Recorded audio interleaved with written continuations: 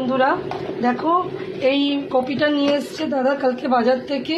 এখন তো অসময়ের কপি, অনেক দাম দিয়ে নিয়ে এসছে জানো, কিন্তু কপিটার ভেতরে একটু একটু পোকা আছে।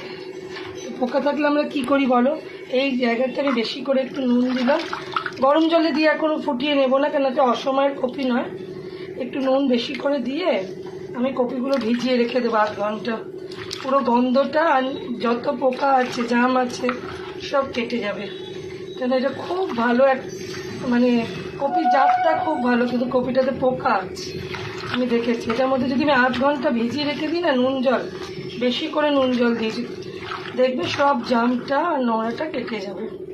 তোমরা নিশ্চয়ই এরম করে করো, কে কীরমভাবে করো আমাকে জানিয়ে তো।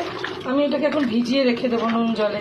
তোমরা কিভাবে করো অবশ্যই আমাকে কমেন্ট করে জানাও। তবে এরমভাবে নুন জলে রেখে দেবে, পোকাগুলো বেরিয়ে যাবে, সেদ্ধ করলে টেস্টটা বেরিয়ে যাবে।